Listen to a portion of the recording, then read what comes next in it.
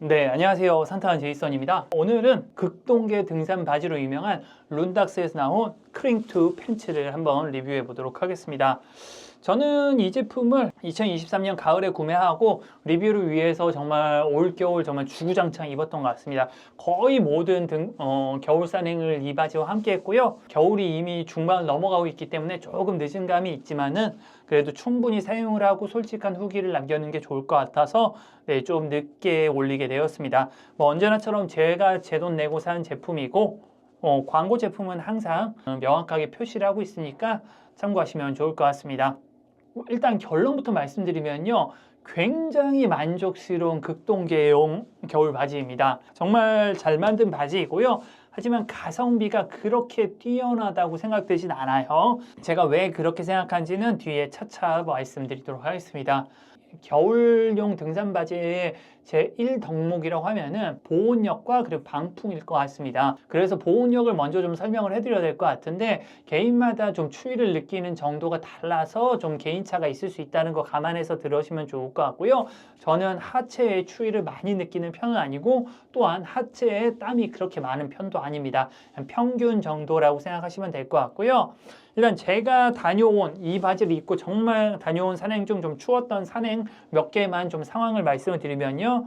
예, 소백산이 영하 14도에 바람이 초속 5m, 체감온도 영하 23도일 때 이 바지 입었고요. 그리고 태기산이 영하 22도, 바람이 초속 4m, 체감온도 영하 31도일 때도 이 바지를 입었고요. 가장 추운 날은 설악산이었습니다.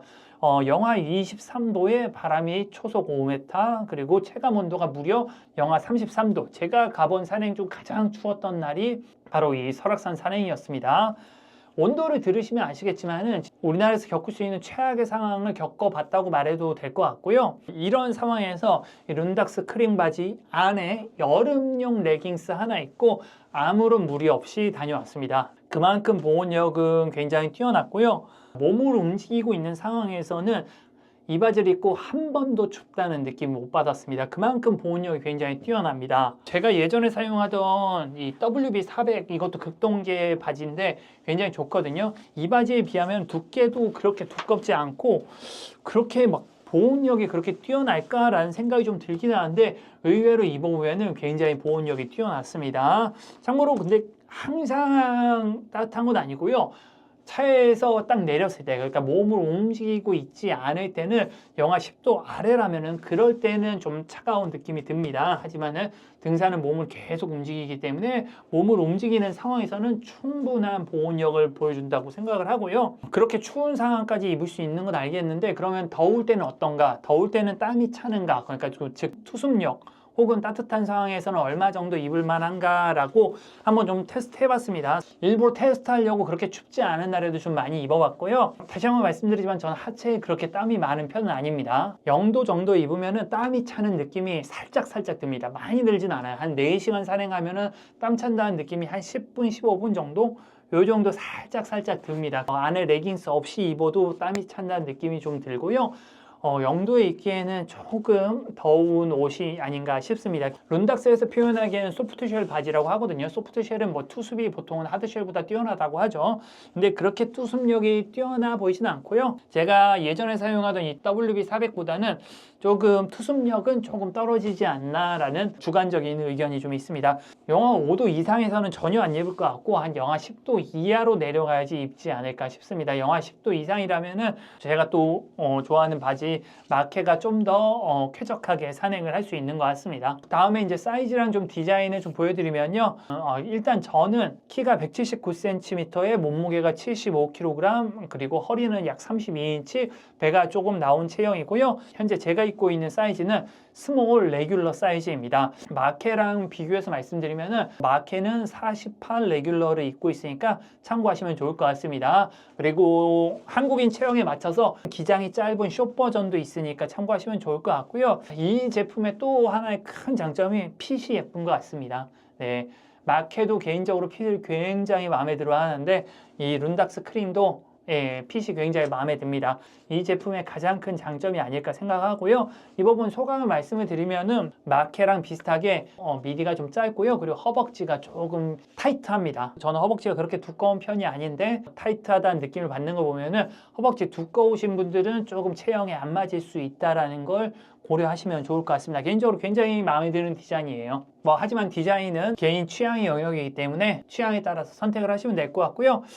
다음 좀 설명을 해드리면 이 바지가 원단이 여러 개가 사용됐습니다. 룬닥스는 마케도 그렇고 원단을 좀 다양하게 사용하는 것 같아요. 우선 베이스 되는 원단은 이 LN 스트레치 255 RM이라는 원단이라고 해요. LN이 뭔가 찾아보니까 룬닥스 나일론이래요. 기본적으로 방풍과 발수가 되는 원단입니다. 그리고 스트레치가 되는 원단이고요.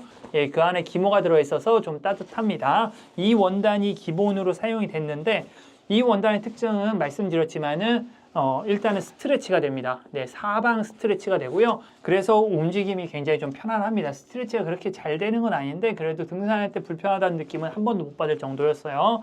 그리고 방풍과 발수가 됩니다. 겨울 등산복 말씀드릴 때 항상 강조하는데 겨울 등산복 진짜 극동계로 가면 가장 중요한 게 방풍입니다. 아무리 두껍게 입어도 방풍이 안 되면은 다 뚫려버리거든요. 근데 기본적으로 방풍이 되고 그리고 발수입니다. 발수는 방수와 다릅니다. 발수는 여기 물방울이 이렇게 묻으면은 보여드릴까? 보이려나?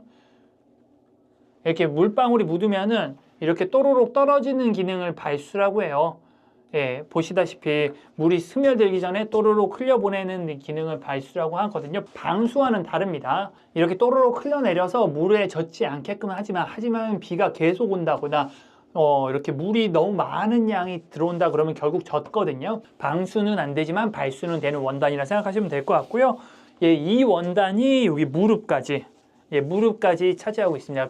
가장 많은 소재로 쓰이고 있고 그 아래 원단은 제타 3레이어 129라는 원단을 사용을 했네요. 보시다시피 약간 하드쉘처럼 3레이어 원단이고요. 이 원단은 방수와 투습이 되는 원단입니다. 무릎 아래쪽은 방수가 된다고 생각하시면 돼요. 무릎 위에도 방풍과 투습은 다 되지만은 방수는 무릎 아래쪽만 방수가 된다고 생각하시면 될 것 같습니다. 찾아보니까 방수와 투습이 둘 다 2만으로 그냥 3레이어 치고는 그냥 보통 정도의 내수압과 그리고 투습력을 보여주는 것 같습니다. 뒤에도 좀 설명해 드리지만 이 무릎 아랫부분이 방수가 되는 것은 좀 눈이 많이 온 상황이라면은 정강이 정도까지 눈이 차는 경우가 있어서 그럴 때 바지가 젖지 않기 위해서 여기 방수 원단을 사용을 한 것 같습니다. 그 외에도 이 바지 하단의 안쪽으로 발 안쪽으로 여기는 코듀라 원단을 좀 덧대갖고 좀 내구성을 높인 것 같고요. 바지에서 이렇게 다양한 원단을 사용하는 게 그렇게 흔한 것 같지 않습니다. 근데 룬닥스가 이런 걸 잘 만드는 것 같고요. 그래서 마케나 크링 등 바지가 좀 많이 유명해진 것 같습니다. 그 외에도 다른 특징을 좀 설명해 드리면요. 바지 잘 만들기로 소문난 룬닥스답게 정말 세심하게 다양한 기능들이 좀 포함되어 있습니다. 일단은 첫 번째로 하단 벤틸레이션입니다. 여기 하단에 보면은 무릎 정도까지 자크가 달려 있어서 벤틸레이션, 그러니까 공기가 안에 땀 차는 걸 내보낼 수 있는 이 벤틸레이션 지퍼가 있습니다. 근데 개인적으로는 한 번도 안 써봤어요. 아직 그렇게 땀 차는 느낌을 많이 받지 못해서 한 번도 안 써봤고요. 겨울에 사용하면 좀 춥기 때문에 그렇게 사용할 일이 많나 싶긴 합니다. 근데 있으면 당연히 좋은 거죠. 그 외에 허리, 밴딩, 고무줄 처리되어 있는 허리가 굉장히 좀 유용합니다. 이게 보시면은 허리띠 없이 이 고무줄 벨크로로 허리를 조절할 수 있고요. 굉장히 유용합니다. 생각보다. 조금 밥 많이 먹고 배 나왔을 때 풀리기도 좀 편하고 조금 배가 홀쭉한 날 당기기도 좀 편하고요. 그 외에도 이 앞에 등산화 줄에 걸 수 있는 거리가 있어갖고 눈이나 비 혹은 그리고 돌 같은 이물질이 신발 안으로 들어오지 않게 좀 방지해주고요. 그 외에도 여기 안쪽에 조인끈이 있습니다. 그러니까 스패츠 역할을 할 수가 있습니다.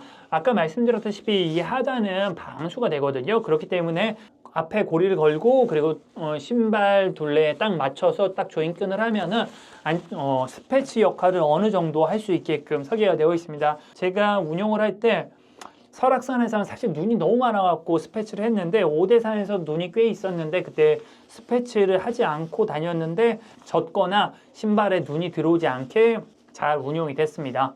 뭐 그런 것들이 좀 장점이고요. 그리고 주머니는 뒷주머니는 없고 앞주머니만 4개가 있습니다. 위에 주머니는 위쪽이 여기 망사로 돼 있어서 어느 정도 벤틸레이션 역할을 하는데 저는 큰 의미 없는 것 같습니다. 그리고 여기 허벅지 쪽에 좀 주머니가 1개 더 있습니다. 그래서 한쪽에 주머니가 2개씩 총 4개의 주머니가 있습니다.